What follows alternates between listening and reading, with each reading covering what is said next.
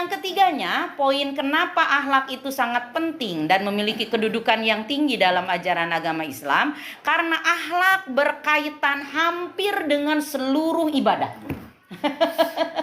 Jadi ketika kita berbicara ibadah tidak bisa dilepaskan dengan akhlak. Nah, contoh ketika kita sholat, kita kan sholat ya. Sholat kan pertama kali kita mengucapkan Allahu Akbar, kan sholat diawali dengan takbiratul ihram. Allahu Akbar. Kita kan mengagungkan siapa? Allah. Tapi ketika selesai sholat kita mengucapkan salam. Assalamualaikum warahmatullah. Assalamualaikum warahmatullah. Semoga keselamatan bagi kalian semuanya. Gitu. Jadi ketika orang selesai sholat, dia pertama kali mengagungkan Allah Subhanahu wa taala, tapi selesai sholat dia harus menebarkan keselamatan bagi orang lain. Harus menebarkan kebaikan kepada orang lain, harus menjadi rahmat bagi orang lain. Maka di situ bahwa akidah akhlak merupakan bagian yang tidak bisa dipisahkan dari ibadah. Contoh di dalam Al-Quran, surat Al-Ankabut ayat 45. Allah Subhanahu wa ta'ala memerintahkan kita untuk sholat, gitu ya. Kata Allah, innas sholata tanha anil fahsyai wal munkar. Jadi sesungguhnya sholat itu harus mampu mencegah seseorang dari perbuatan fahsya dan mungkar, gitu. Jadi kalau orang sholatnya keren, maka akhlaknya juga harus keren, gitu.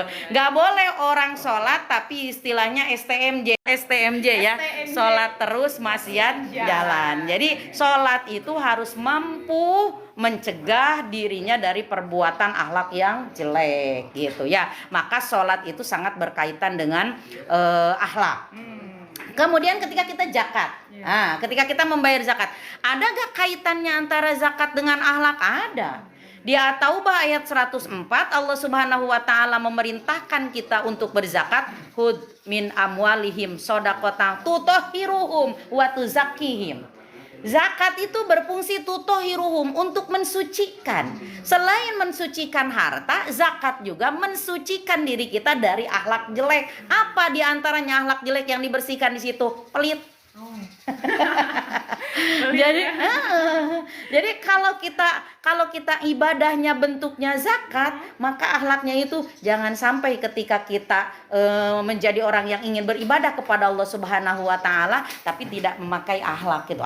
Yang penting mah kita mengeluarkan zakat, membersihkan harta kita. Enggak. Di situ ada pemaknaan, penafsiran bahwa tutohiruhum wa tuzakkihim itu akan menjadikan kita memiliki sifat-sifat yang dermawan, memiliki sifat-sifat yang welas asih. Itu kan akhlak.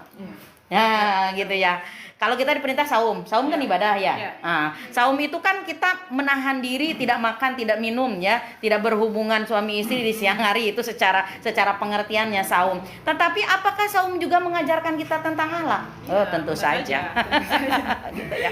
Kata Rasulullah di dalam sebuah sabdanya, malam yada qaulazur. Siapa orang yang tidak bisa meninggalkan ucapan bohong, ucapan yang tidak benar, wal amala bihi wal jahla, dia melakukannya gitu, dia bodoh gitu ya terhadap hal itu, maka Allah tidak butuh falaisa lillahi hajatun fi ayyada ta'amahu wa syarabahu. Allah tidak butuh dia meninggalkan makan dan minum. Jadi puasanya gak ada nilai di hadapan Allah Subhanahu wa taala kalau dia puasa menahan diri tidak makan dan tidak minum tapi ucapannya nggak dijaga. Nah, jadi lagi puasa tapi pekerjaan